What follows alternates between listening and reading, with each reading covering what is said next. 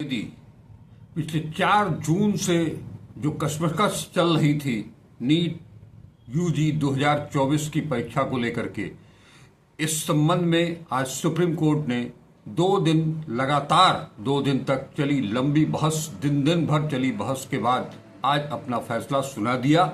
और supreme court ने साफ साफ छात्र हित को देखते हुए ये कहा कि ये परीक्षा दोबारा कराए जाना न्यायोचित नहीं होगा। कुछ बिंदु हैं जो कि खास तौर पर आज सुप्रीम कोर्ट ने कहा है।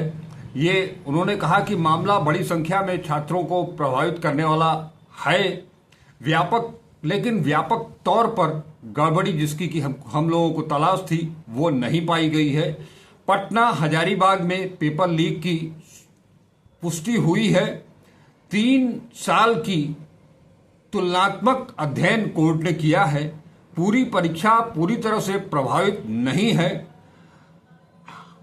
कोर्ट का कहना है कि दोबारा परीक्षा कराने से करीब 20 लाख छात्रों पर प्रतिकूल प्रभाव पड़ेगा, सत्र गड़बड़ा जाएगा, पढ़ाई के लिहाज से ये ठीक नहीं होगा।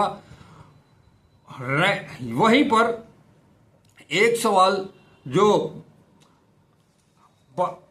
सवाल में पेपर में पूछा गया था, जो एक सवाल परमाणु और उसकी विशेषताओं से संबंधित, उस पर 2 उत्तर उसके जो विकल्प में सही थे।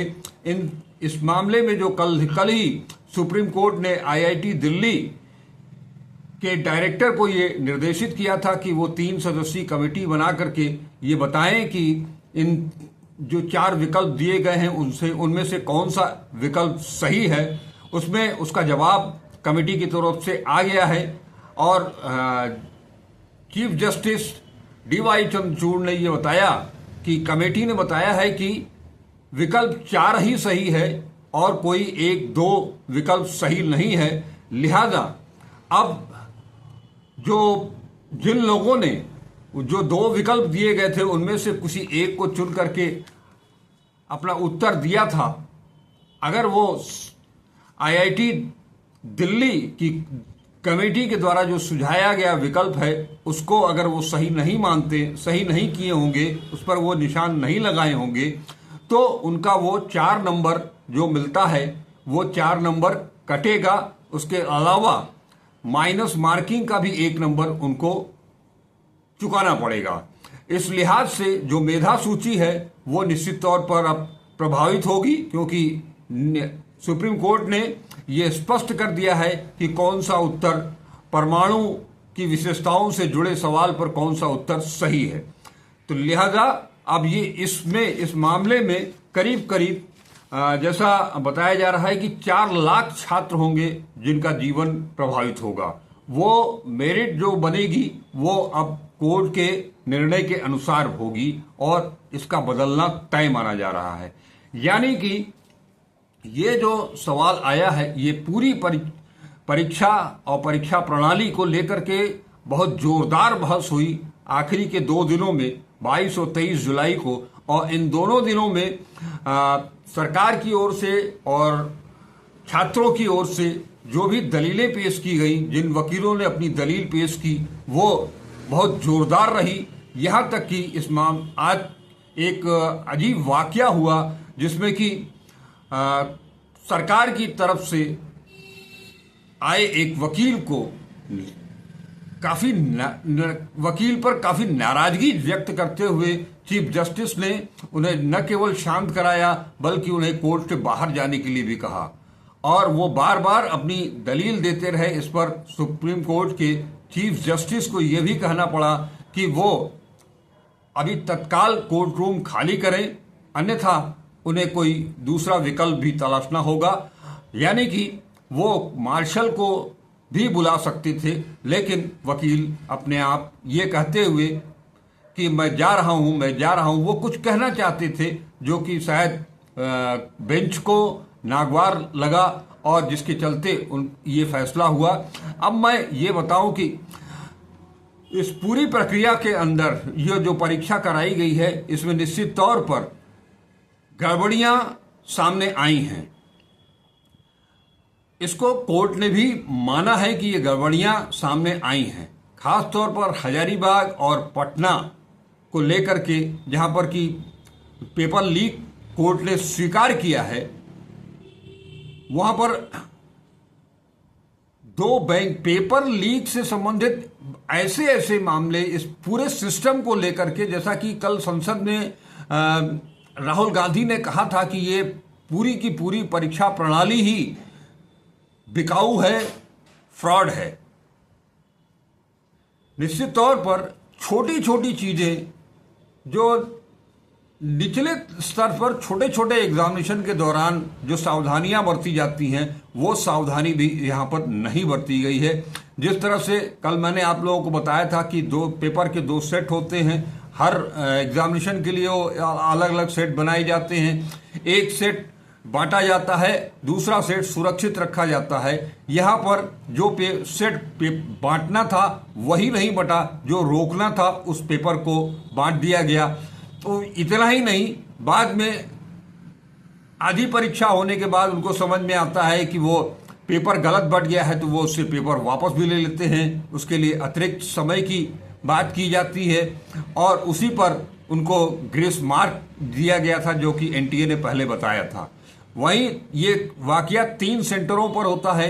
एक सेंटर पर प्रश्न पत्र बदला जाता है, 2 सेंटरों पर नहीं बदला जाता है। लेकिन ये सिटी कोऑर्डिनेटर से लेकर के और सेंटर सुपरिटेंडेंट से लेकर के और ये इन्विजिलेटर से लेकर के, इन सब को क्या इतनी बड़ी परीक्षा कराने का कोई एक्सपीरियंस भी नहीं था, ऐसा सुनने में जो देखने में आया वो लगा है। क्योंकि ये एक साधारण सी चूक है कि कोई भी परीक्षा हो रही हो, इतनी बड़ी परीक्षा हो रही हो, उसमें इस तरह के पेपर बांटने को लेकर के इस तरह की गड़बड़ी हो। तीसरी एक चीज और भी सामने आई है, जिसमें कि पूरी परीक्षा में जहां जहां ये गड़बड़ियां सामने आई हैं, वहां गवर्नमेंट कॉलेज में को सेंटर नहीं बनाया जाना।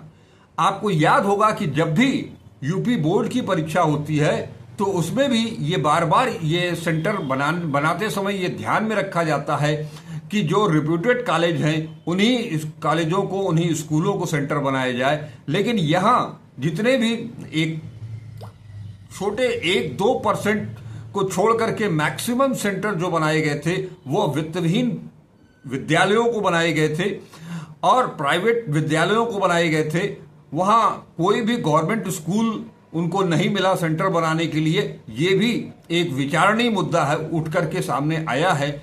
और सिटी कोऑर्डिनेटर से लेकर के और सेंटर सुपरिटेंडेंट और इन्विजिलेटर सब के सब प्राइवेट वित्तविहीन कॉलेजों के, वित्तहीन स्कूलों के अध्यापकों को बनाया गया था, निजी विद्यालयों के।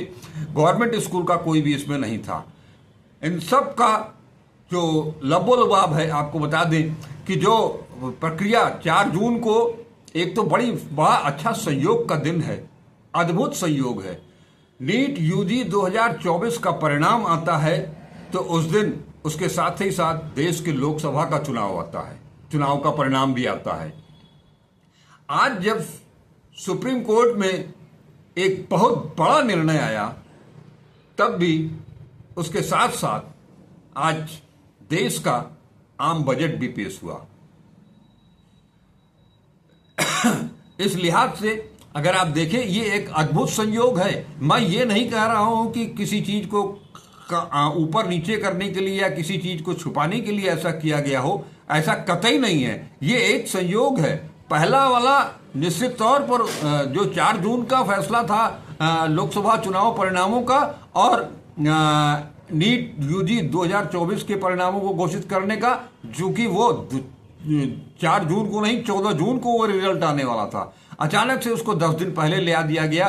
क्योंकि उसमें उसके बाद ही इसी वजह से ये आरोप लगे थे कि ऐसे में चुपके से धीरे से ये परिणाम घोषित कर दिया कि लोकसभा चुनाव के नतीजों के बीच में नीट का जो परीक्षा फल आएगा उस पर कोई बहुत शोर शराबा नहीं होगा, बहुत हो हल्ला नहीं होगा। लेकिन आज सुप्रीम कोर्ट ने बहुत ही बारीकी से एक एक चीज पर गौर किया, एक एक चीज पर अपनी निगाह रखी, चाहे वो बिहार का ईओयू का मामला हो की जांच का मामला हो, चाहे सीबीआई की जांच का मामला हो, इन सब ने सबकी रिपोर्ट्स पर भी बहुत अच्छे तरह से नजर रखा और अंत में जो उन्होंने फैसला दिया कि ये छात्रों के हित में होगा, क्योंकि ऑलरेडी बहुत देर हो चुकी है।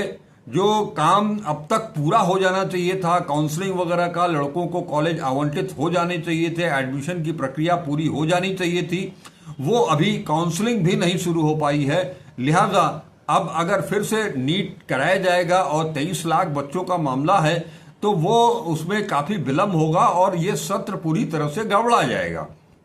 निश्चित तौर पर यह फैसला सुप्रीम कोर्ट का छात्र हित में है, लेकिन इस बहस के दौरान, इस सुनवाई के दौरान सुप्रीम कोर्ट ने जो एक एक बिंदु पर अपने रुख को स्पष्ट किया है, अगर शिक्षा मंत्रालय थोड़ा भी संवेदनशील होगा तो उन मुद्दों पर भी गौर फरमाएगा और आगे चल करके भविष्य की जो परीक्षाएं होंगी उनमें इस पर गौर फरमा करके उसे जो कमियां रही हैं, जो खामियां रही हैं, उन्हें दूर करने का प्रयास किया जाएगा। अब जो 23 पूरे देश भर में 4 जून से जो हल्ला हंगामा चल रहा था उसको लेकर के अब एक पूर्ण विराम लग गया है। सुप्रीम कोर्ट ने अपना फैसला सुना दिया है। नीट यूजी 2024 दोबारा नहीं होगी। हालांकि कोर्ट ने यह भी माना है कि मामला बड़ी संख्या में छात्रों को प्रभावित करने वाला है। साथ ही फिर यह भी माना कि जो सुप्रीम कोर्ट शुरू से ही ये कहता चला जा रहा था कि नीट की परीक्षा दोबारा कराने के लिए सबसे पहले ये देखना होगा कि जो पेपर लीक हुआ है जो गड़बड़ियां हुई हैं उसका कितना बड़ा प्रभाव पड़ा है। तो इस लिहाज से सुप्रीम कोर्ट को अपनी सुनवाई के दौरान सारे सबूतों, सारे साक्ष्यों और वितर्कों के सुनने के बाद जो कुछ भी उनको हासिल लगा उसके आधार पर वो ये कह रहे हैं कि गड़बड़ी है, लेकिन इससे छात्र बड़ी संख्या में प्रभावित हुए हैं, लेकिन इसकी व्यापकता बहुत ज्यादा नहीं है।